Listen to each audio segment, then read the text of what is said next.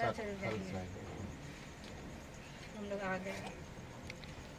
फिर सुबह में कॉल किए, दीदी फ़ोन की हमको कि पवेश का तबीयत ख़राब है ऐसे करके। तो फिर हम हॉस्पिटल कॉल किए, उसका दोस्त एक था उसको, तो फिर वो बोला कि हाँ ऑक्सीजन चढ़ रहा है, ये ऑक्सीजन मास्क भी हटा रहा है। उसके बाद फिर उसका ऑक्सीजन का लेवल बढ़ाने के लिए जब बोला गया उसको, ऑक्सीजन का लेवल बढ़ाया, वहाँ ऑक्सीजन था ही नहीं। उसके बाद उसका दोस्त बता रहा है कि ऑक्सीजन का लेवल बढ़ ही नहीं रहा है। तो हम बोले खाली सिलेंडर होगा। उसके बाद फिर बोले कि रोशन जाके सिलेंडर ले लो तुम। तो बोलता है कि नहीं यहाँ तो दे ही नहीं रहा, मेरा डिपार्टमेंट का ये नहीं है। एक वहाँ पे था, वहाँ का कर्मचारी जो भी था वो बोलता है कि मेरा डिपार्टमेंट का नहीं है ये, फिर दिया ही नहीं। साहिबगंज सदर हॉस्पिटल में इसी दौरान इसका बीच में 4-6 बजे के आसपास में सुबह कितना बजे दम तोड़ दिया? 50 तो फिर आप लोग पहुँचा वहाँ? नहीं ये हाँ, फिर सुबह में गए तो फिर भैया बताए कि नहीं।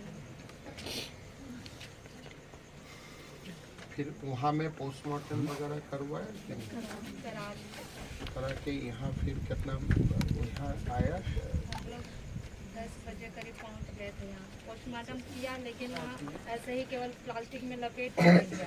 इतना लेट से दिया तो हम लोग इतना दूर सफ़र में आ रहे हैं ना, तो बस भी देना चाहिए। लापरवाही हुआ हॉस्पिटल में, इसके लिए पर गली जांच होनी चाहिए मेरे हिसाब से, कि न्याय मिलना चाहिए। अगर मान लिया वहाँ हॉस्पिटल में ऑक्सीजन मिलता तो भी हो सकता है कि वो नहीं, वो तो खाना भी खा लिया था जी, ना। खाना भी। हॉस्पिटल में अच्छा ट्रीटमेंट होते थे तब तो ये हालत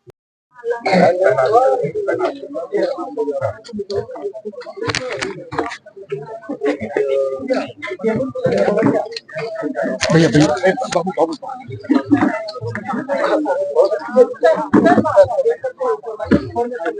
बाबू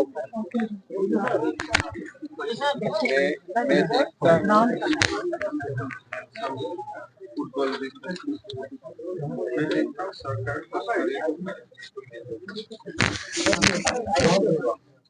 हाँ, मैं टच में रहूंगा और कुछ होगा तो सरकार करे तो करे, नहीं तो मैं कुछ कर लूंगा। हमारा नाम छोटे बहन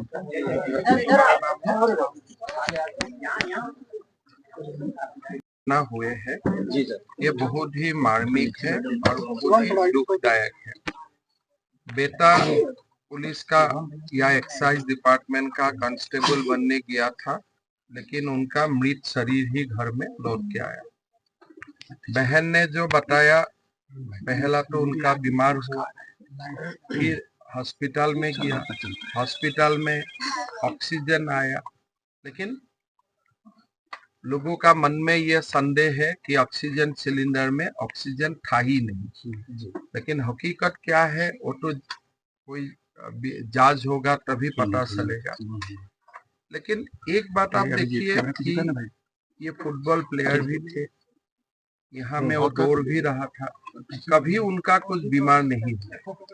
वहां जाके क्या हुआ, कैसे हुआ, ये पूरा बात एक जांच भी होना चाहिए और पूरा समस्त जो घटना है उनको जनता का सामने सरकार को लाना चाहिए। फिर मैं बहुत ज्यादा राजनीति नहीं करना चाहता हूँ। मेरा 2 रिक्वेस्ट है कांग्रेस सरकार से कि घर में जो बेटा अभी बसा, बड़ा उनका भाई है पवन लिंडा, उनको एक नौकरी दे दीजिए, तब कम से कम ये जो गरीब घर है वो चल पाएगा। हमारा बीजेपी से जो कुछ मदद संभव है हमने किया हो, लेकिन सरकार तो हमारा नहीं है। मेरा मुख्यमंत्री जी से निवेदन होगा, ये घर आपका ही है, बेटा बेटी आपका ही बेटा बेटी है, भाई आपका ही है, तो आप एक नौकरी वो लोग को दे देने से, ये माँ भी विधवा है, कम से कम घर चल जाएगा। अगर आप नहीं देते हैं, भगवान हमारा सरकार लाते तो हमको देना पड़ेगा, और नहीं भी होगा तो मैं सेंट्रल गवर्नमेंट से जो भी है कोऑर्डिनेट करके जितना कुछ मैं मदद कर पाऊंगा, मैं ये फैमिली को मदद करने का मैं कोशिश करूंगा। मेरा असम होने से तो मैं अभी तुरंत ही कुछ कर देते थे, झारखंड में तो मेरा अधिकार नहीं है, फिर भी थोड़ा बहुत जो मेरा कनेक्शन है, जो भी मेरा कुछ है, उसको इस्तेमाल करते हुए मैं उनको कुछ करने का कोशिश करूंगा। लेकिन मैं करो ना करो ये बराबर नहीं है। मुख्यमंत्री जी का ये खुद का फैमिली है, खुद का भाई है, खुद का बहन है।